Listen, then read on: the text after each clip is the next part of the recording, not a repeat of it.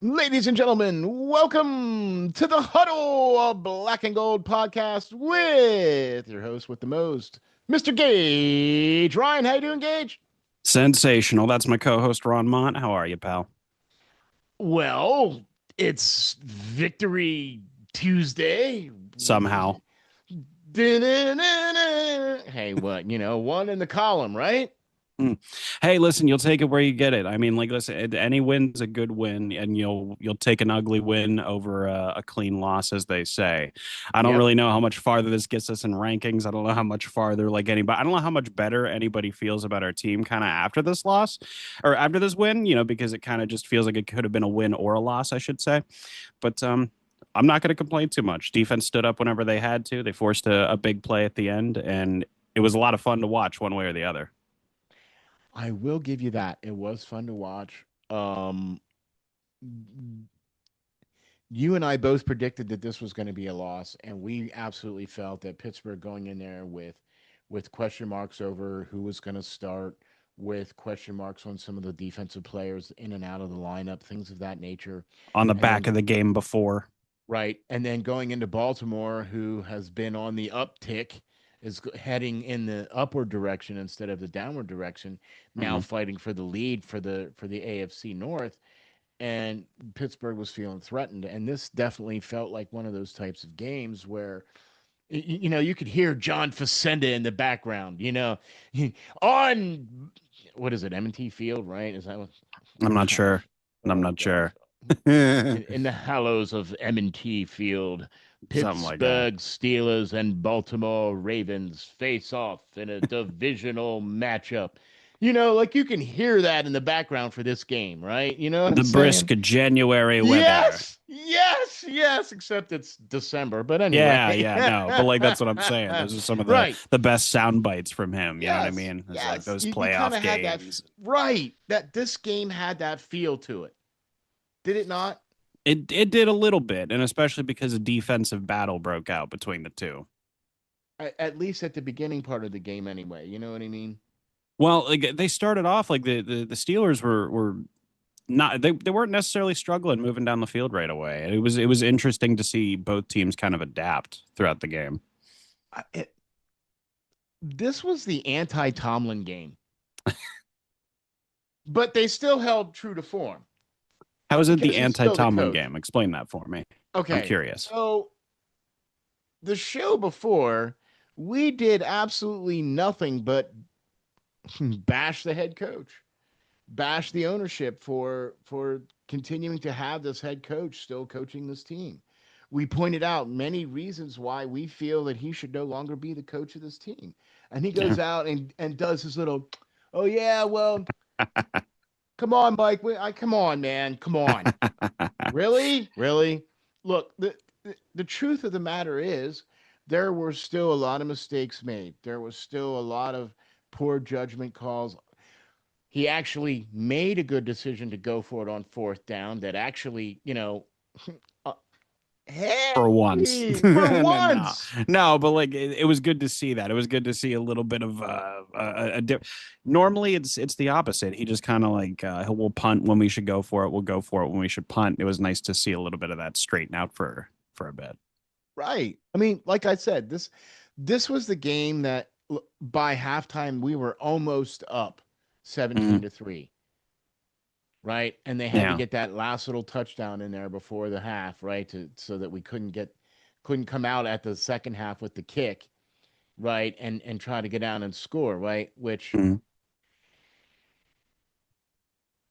that is part of the defense breaking as far as I'm concerned. You needed to hold them for that half so you could go into the locker room with a 17 to 3 lead. And then that way you could have the momentum.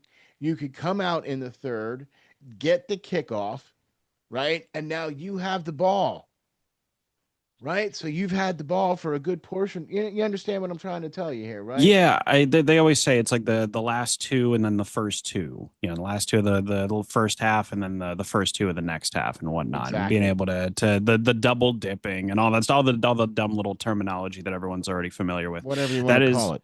It's really important. And like the thing is that couldn't everybody kind of feel that drive coming from a mile away? Like the second that we took a big lead, it was like, oh, Here here's it where they comes. here's where they matriculate down the field, as old Yeah, timey yeah. coaches say. You just know Ah! that they're gonna give it up. I mean, I couldn't believe that was the then they went for the 2-pointer after that, right? Or did they miss the field goal? I can't remember. No, they missed the field goal. They missed the field goal, right? Because Missed the the field kicker goal, was right? having trouble. And yeah, so like it's 17-9 or whatever it was after that. And I mean, it did feel kind of like we were going to win after that because it just felt like one of those moments was going to come back to haunt them in the end. And while I wouldn't say that it haunted them in the end, I'd say that overturned touchdown catch, which it was, I think played probably a bigger role in the end. Okay, so now let's broach that Let's do kitty it. in the room. Let's broach that kitty in the room. Okay. Um if this were, let's just say this. I watched this play over and over. Just going to give you my point of view, my 2 cents. I've watched this play over and over again. I've watched it so many times I can close my eyes and I can see it in my head. I watched it in real time. I watched it in slow mo. As far as I'm concerned, and I'm not a referee, I'm not a professional. I'm I'm just some dude that sits here and yammers on. I'm just some yinzer, that yammers on about this team, right? Okay. He did not have full possession and make a football move to complete the catch, which is the letter of the rule, Mhm. right? Which is what they reviewed and which is why they overturned it. That's what I saw. Now, as far as I'm concerned, it's nice to see the Steelers on the other side of a call like that because in the last 5 years, and I don't even have to go back that far, shout out to Jesse James caught that ball. Mhm. How many times have the Steelers been on the wrong end of a call like that? Quite Where frequently. quite frequently. And look, I'm not trying to play tit for tat here or anything like that. That's not what I'm trying to do here because when you boil it all down, the rule states this is what has to happen in order for it to be a catch. They didn't rule that Jesse James a catch. They didn't rule this a catch.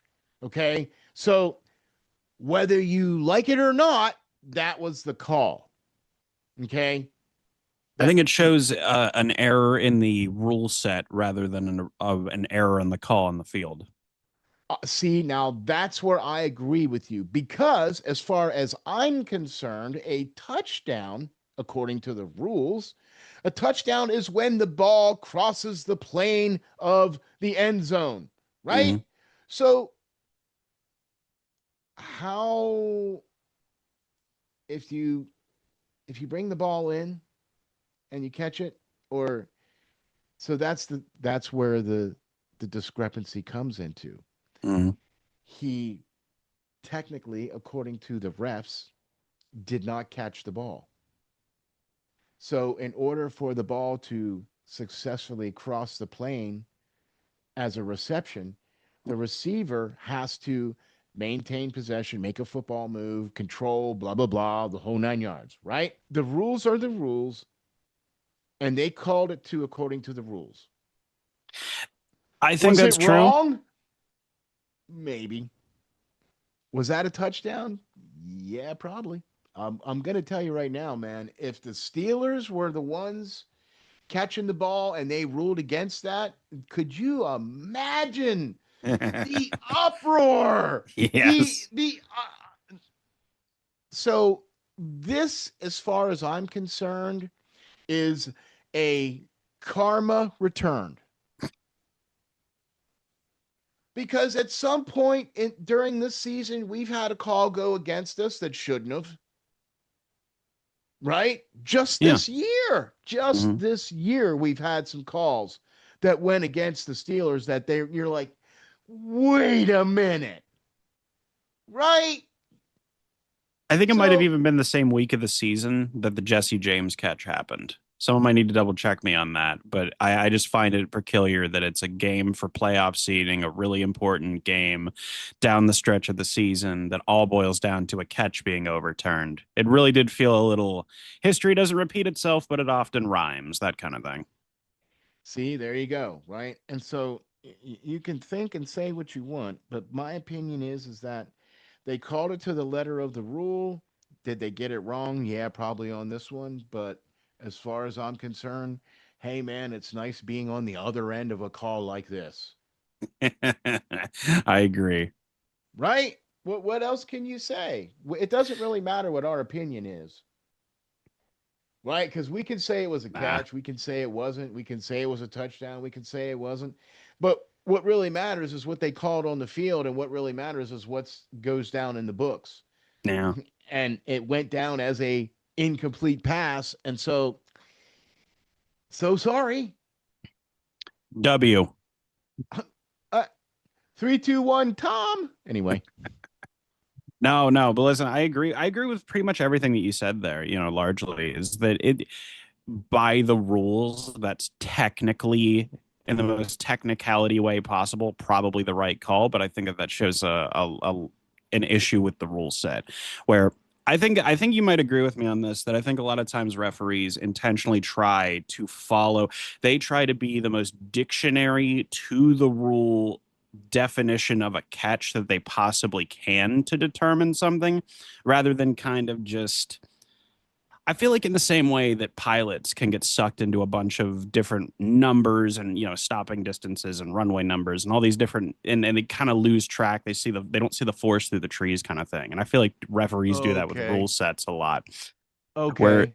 it's too like again the Des Bryant catch is a great example. The Jesse James catch is a good example where they're like, well, technically by the rule set, and you're just like, no, listen, man, like this. Sometimes you just have to use your eyes and you can just determine that it's a catch. Like sometimes there should be some kind of common sense rule, but the problem is that that would also get manipulated and exploited with by teams and whatnot. So it's just tough to find a good middle ground for it. But it was a catch in all fairness. It was. I mean, if he'd have put that third foot down with the ball still in his hand, then there would have been no doubt. And, and the rule would have stated that he made a football move and that would have been a catch. Mm. But he barely got 2 feet down. The ball was coming out. Right. And that's Yeah. what caused the pause, if you will. That's what caused the doubt. You know what I mean? That's what the cause of doubt was. You know what I Mm. mean? So like I said, it was nice to be on this end of the call instead of the other end of the call. You know what I mean? It's I feel like largely the football gods are pretty good at keeping it fair in the long run. I think that's an old five-star quote. And I think it holds up pretty well under scrutiny for the most part, despite the fact that Tom Brady has 7 championships, but he's basically the Antichrist. But outside of that, I would say, Thank God we're not playing Tom Brady. How about that? thank goodness, because it would be nothing but receivers running comically open by 10 yards for no reason. And, you know, So before we get into next week, that's the one thing that I still need to address is this. It doesn't matter what quarterback we're going to play because all they have to do is watch the tape on our defense and just tell their receivers to go run to the holes. Like they don't even have to run routes, right? Because mm, you got guys that are standing 10 yards off the guy.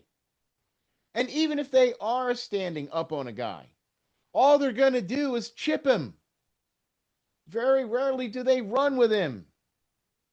I feel like there's a difference between the whole bend but don't break philosophy and literally just giving up everything underneath.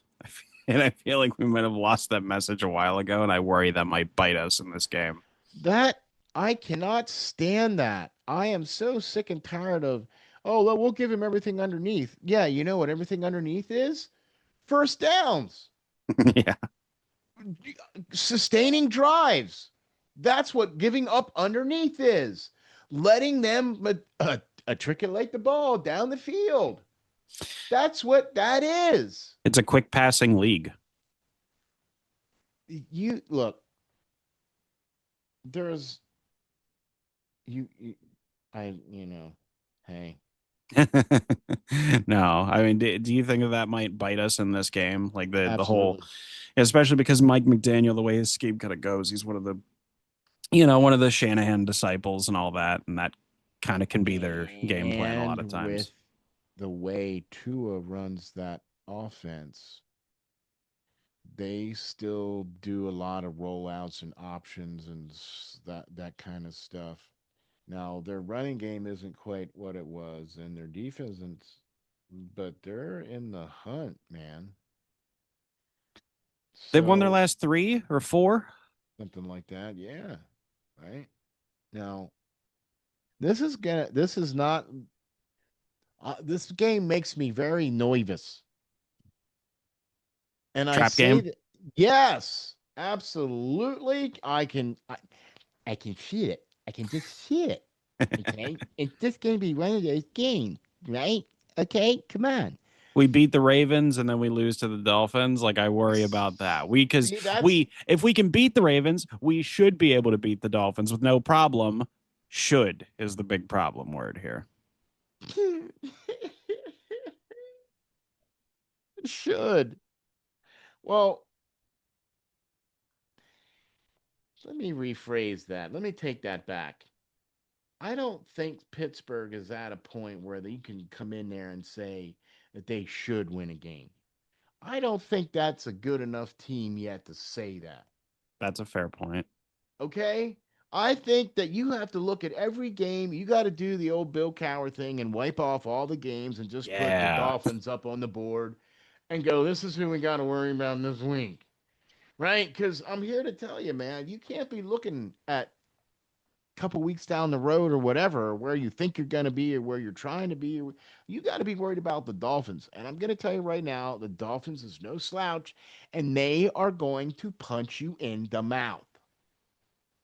Especially after the early season start they had where they just looked DOA, and for them to be Right? fighting back as hard as they are, credit to them, fair play to them. They're going to want to prove something. I worry this is either going to be a Tua disaster game where he throws three interceptions and the defense completely just takes over the game, and it's some kind of Colts 2.0 game, or it's going to appear to be, it's not, but it will appear to be a Tua revival game where he just or a carves us Hall of up. Fame or Hall of Fame to a performance. You know what I Yeah. mean? I feel Like it's not going to be in the middle, right? Can you and I agree on that? It's probably going to be yes, one extreme or the other. yes, absolutely, because that's true to form. Yeah. That's true to form, right? Very You coin play. flippy. Yes, yes, very much so. You. Let's face it. You crab caked your way out of the win there in Baltimore. Seriously, man, with a really, really large helping of cocktail sauce or tartar sauce or whatever y'all put on your crab cakes, right? That you stepped out of there lucky, Mm-hmm. okay, right? Because of the way the officiating in that game was just.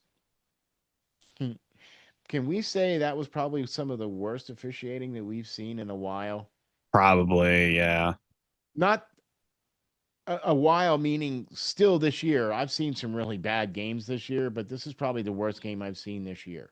Are we sure that the lockout refs from 2014 fully left?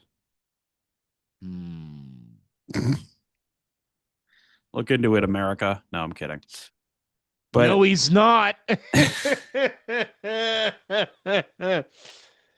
Things that make you go, because I don't that's only 11 years ago, and those guys were probably in their 20s then, you know what I mean? And so, Set the Edge actually has a really great video that he made a couple of years ago. Wonder if I remember to, I'll put it in the description. But where he talks about the de-evolution of NFL referees and about how they're not properly supported, and so and like they have to strike for kind of everything they have and whatnot, and even that it's not what they should be getting. Someone who's way more intelligent than me can put it in better words than that, but in so many words, that's essentially what it is. And so, because they're not properly supported, it's essentially the same like talent issue that's kind of hitting mixed martial arts because other things can pay, like boxing for instance can pay like 10 times more than MMA. So a lot of people are saying, why would I go fight in mixed martial arts when I can just go to boxing and you know Make comparatively get bank. rich overnight Make comparatively. bank. Yeah, right. It's the Well, same kind of thing. okay. Well, so now here's the other kind of messed up thing too, where do they have a refs union? Do they have ref training? Do they have, Well, training, yes. but do these people, is this their full-time job? Because that's the other thing too. For the longest time, referees, that wasn't their full-time job. Like, hey Bob, we need you for tomorrow's game. Here's the ticket, blah blah blah, and you fly out there. You probably have to pay your own hotel. You know what I mean? You come to the game, call the game, and then you go home. And you go back to your, Regular nine to insurance five. entailments or your 9 to 5 or whatever, right? Because you got to still make money, right? Because There's an MMA ref who his day job is a police chief, I think. Like he goes home at night and then referees mixed martial arts fights. hey, I mean, what? Yeah. There was a, and most of the time, like for scholastics and stuff, a lot of times those guys are volunteers, Mm-hmm. right? Look, the black and white striped shirts. All right, I'm gonna stand on a little box here real quick. Mm-hmm. All right, the black and white striped shirts would not want to do that job in any sport, no matter what. Hockey, baseball, football, nothing. I wouldn't want to be a steward for F1. I wouldn't want to be anybody calling things in soccer. I wouldn't want to be a referee in boxing or fighting or anything like that. Or no, I would not want to be the guy that decides what's going on. Because that's a job that only a select few people can do. Okay? Seriously. It is the most thankless job on the planet. For every single sport, do I feel that all referees should not necessarily have be unionized as far as that, but should have a referee association that is sponsored 120 million% by the sport that they are doing their duties for? Meaning, the NFL should have, if they do, okay, correct me if I'm wrong, but the NFL should have full time referees that's all they do all year long. And when they're not doing it during the season for the games, they are doing it for little leagues or their local places, or they're going to school to learn the next set of rules, or they're doing some training to learn how to deal with people or whatever. Or if it's not a full-time all year job and it's only a seasonal job, cool. Pay them some bucks, get them the training, get them the things that they need, take care of these people. Mm-hmm. Okay? In all sports, football, hockey, baseball, basketball, you name it, take care of these people. Because if you think about it, these are the people that decide your games. Mm-hmm. The issue doesn't get better by neglecting it. Hello. No, but like I might be speaking a little bit out of pocket here, but from what my memory serves is that there's only a certain amount of referees that the NFL has at their disposal that are considered full time, and the rest are there's still referees that ref games and whatnot, but they don't have the same benefits. They don't have the same like it's again someone with much better insight into the topic can provide better insight than I can. But I do know that roughly that's kind of the idea that they run into, and that a lot of times that they're just not supported like they should be, and that Right. bleeds into games, and that's what It you see does. here, It does and it because has for a while. Plus they plus gambling, the amount of gambling sponsorships, I'm sure that plays a role, and anyone say that doesn't is loopy. I'm not for that. I'm really not for that. I get that it's this huge windfall and all that stuff, but I'm just not for that. I am not for these guys sponsoring the sports teams or being part of their It decides sponsorships. games. Let's be Yeah. honest. It absolutely picks games and decides them. Well, I just don't like that because it presents the opportunity to do so. Whether or not it happens or not, I'm not privy to that, but it just presents that opportunity to do so. And when presented with opportunities to do so, sometimes people do things just because they can, not necessarily because they shouldn't, but just because they can. Yeah. You know what I mean? And uh, that's why I'm very much against it. But hey, that's just me. So off my referee soapbox now. So Mhm. the Dolphins. Hey, how about them Dolphins? No, but the Dolphins, I worry. I worry. Yeah. I'm gonna be slightly more optimistic. And if we're gonna go with predictions here, I would say that we have a good chance to win, not a great chance, but a good chance. Call it like 55-45 or 60-40, somewhere in those Okay. general ballparks. Uh, Okay. because like not for not, but bottom five offense and bottom five defense, you have to play your cards correctly. Because if you don't, this game, just like any game down this stretch for that matter, can get out of hand very, very fast. And so you kind of sit at the edge of your seat, you kind of hope for the best, you prepare for the worst, and like is that not a Pittsburgh Steelers Mike Tomlin team at the end of the day? Bend but don't break. Oh God! But you have to you have to make stops at some point. There's a difference between bend but don't break and just letting them complete everything underneath the entire time. Come on now, killing me. Yeah, man. Hey, but You that's can't just you can't give up 400 passing yards and 4 touchdowns and then just say we're bend but don't break. No, you're just like not a good defense. We had a uh, good defensive performance against the Ravens. Let's hope it carries over. we did all right. An adequate defensive performance, better We than worst in the still league. we still let Lamar Jackson run wherever he wanted to. He Yeah. still had more than enough time to stand back there and throw wherever he wanted to. Okay? So, as far as I'm concerned, there's a lot of things that need to happen on defense. You know Hmm. what I mean? There were still a couple of plays over 20 yards again Yeah. against our defense. Okay? So, I mean, they just keep racking them up. Okay? You know what I mean? And you you're Hey, we got never a couple on offense too. We got a couple like big bombs down the field for once. Yay! All right. He actually caught him. DK Metcalf actually caught the balls that were thrown to him for the most part. I think Steve on the show today, this past week said something akin to that our offense looks like a normal offense if you squint, and that's a good way to put it. It's so true, right? Like Oh if my you squint goodness, real hard, like, oh yeah, that looks like offense. All right, yeah. that's a decent enough. And then like you open your eyes and you're like, maybe not. Yeah, just this game, Just this game. Yep. right? They actually threw it to Fryermuth only because Washington was out. Yeah. Don't are we get? I feel like we could go 30 minutes just off of the Fryermuth talk because that's a whole subject in and of itself, and it's a little frustrating, I must say.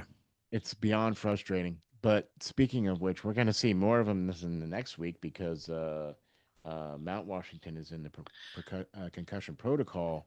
And please, for Um, the love of God, keep him out. Keep him out for a couple weeks. Let the guy rest. You can yeah, say that you can speak to this as well as I can that they do not take yeah. concussions nearly seriously enough. Letting some of these guys come back 6 days after or 13 days after, it's outrageous. So they've changed how everything goes. So you go into the concussion protocol and you have to pass three criteria in order to be cleared to play. Mhm. Okay. Now, the criteria, I'm not really sure on what all exactly the three criteria is. Like you have to be symptom free, right? It has to be Mhm. one of them. Has to be one of the criteria. You have to be symptom free. Like no headaches, no the flashes of light triggers you, migraines, that kind of stuff. You know what I mean? You have Yeah. to be symptom free. You have to pass some kind of a cognitive test, right? And I forget what the third thing is that you have to do in order to get out of concussion protocol. Okay. Okay, so they do take it a lot more seriously now because they actually have a doctor who is on the field that is specifically there to look for symptoms of concussion or head injury and can call down to the field and say, hey, this player needs to go into the blue tent and be evaluated. Okay. Mm. And I've seen that happen over the past couple of years, excuse me, over the past couple of years. And I've seen where it should have been called and it wasn't. Yeah. Right. So the consistency needs to be there for that, but it's getting better. It is getting better. You know what I mean? Here's the thing, though, right? A player can say he's symptom free, That's the thing, right? right? Come Yeah. on, you're a player. What do you want to do? You want to play? This headache doesn't mean spit, man. Come on, I'm ready to go. Let's go. Yeah. You And get then what you I'm get like, saying? and you get like the no, no, I'm not even making a joke. Like then you get the Tua situation where you have repeat issues over and over again because you don't give yourself the proper time. Mason Rudolph got thrown back into a game. I think it was like 6 days after a concussion. Like just outrageous stuff where you completely Exactly. irresponsible. And so they are getting better. To your point, I agree with most of what you're saying. I like that they're implementing more and more measures and whatnot. But to your point, the consistency has got to be there, man. Got to be there. By the way, I don't usually do this, but I do want to kind of say this. I have been following the Chuck Noll Foundation for quite a long time, and I know Mm. Gage, you know about this as well too. And um, please, if you have an opportunity, go to the Chuck Noll Foundation. It is a it's a Chuck Noll Foundation.org, I think is what the website is. Um, but they are on the cutting edge of research into CTE, into concussions, into brain damage and head injuries and things like that are caused by sports. Mm. Okay, um, I played football for a number of years. I've had my bell rung quite a few times, and they didn't call it concussion back then. They called it getting your bell rung, Yeah. right? You know what I mean? Okay. Yeah. So they didn't call it concussions back then. There was Old no such wrestling thing. term. Right. You know what I mean? There was no such thing as a concussion, right? Mm. And you didn't have nearly the helmets back then that you do even today, right? Yeah. Okay. So Those were akin to World War II helmets back then. uh, uh, well, they had some pretty cool padding in them that made your head look like these little square Ah, dots on your yeah, the head, you know? indents. Right, but that was basically, and then it was a hard plastic shell, and then your face guard was a metal cage that had like a hard rubber over top, right? Yeah, yeah, yeah. So, but you get what I'm trying to say. So, like I said, I don't usually say this very often, but please, if you have an opportunity to donate to the Chuck Noll Foundation or to Alzheimer's .org or to anything that has to do with head injuries or concussions, please do so, especially this time of year. It is very important. It's a very serious thing, and we've seen how it's affected players, and we've seen how it's affected, you know, other people as well too. So shout out to the Chuck Noll Foundation. Thank you for Mhm. what you do. Yeah, we appreciate you. But I kind of trailed it. We got sidetracked and I never actually gave a prediction because I just said 55-45 or whatever and left it at that. But I'm going to say this is going to be a low scoring game. I'm going to err on the side of optimism and say our defense shows up and does decently. Because we do adequately against McDaniel's scheme, but like the problem is that we're still like kind of 50-50 against if we win. No, we're 55-45. Yeah, yeah, something like that. So fair enough. but so like I'm gonna say it's 20-14. Ooh, That's okay. what I'm See, I gonna was going to say. go lower than that. I was going to go lower than that. I was Where going are to we gonna say go? I think we're only going to see maybe a total of 3 touchdowns Okay. total. Just I look, who knows? There's a reason why I don't pick lottery numbers. There's Yeah. a reason why I don't play the lottery. We predicted. I almost got the score right.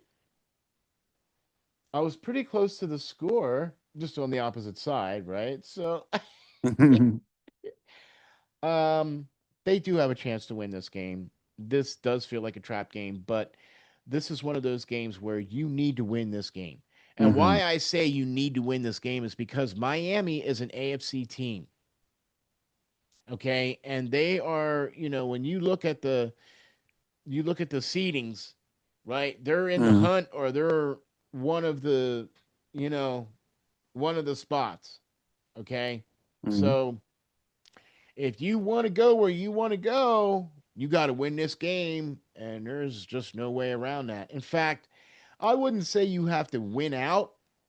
Like, you could probably afford to lose to Detroit. You know what I mean? But you Yeah. need to go 4-1 here at the stretch. If you want to come in with any kind of momentum and hope that it carries, you can't continue the coin flip. Right. That's the big question is do we Yeah. continue it? And like I think that we have a solid chance to win. I'm going to predict us to win, but Yeah. I I, don't know. I It's am it's very too. 50-50. I am too. I'm gonna say like 17-7. Okay. You know what I mean? Something like that. I think it's. I am gonna predict a win.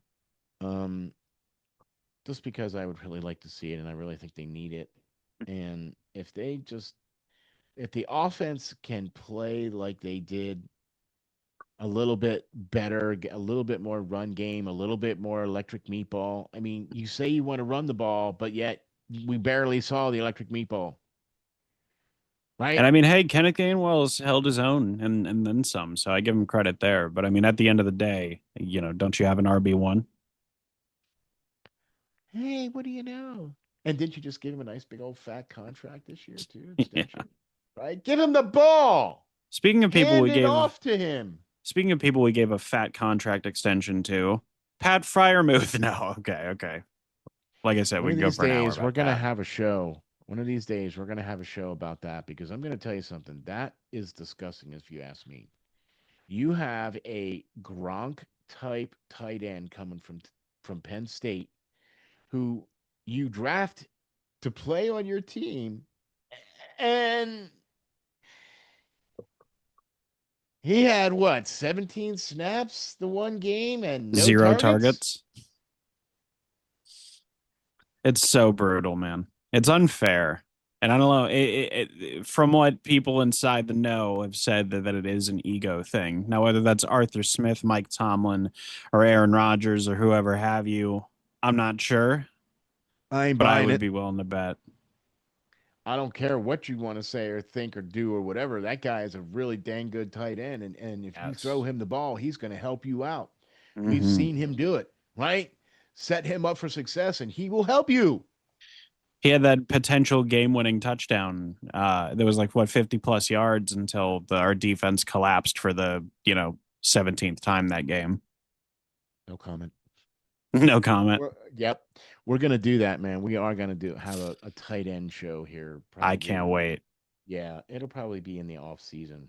We're gonna do a full Muth show for you guys, so you have that to Yes, look a forward to. full mood show. Yes. So we are both predicting a win for this game.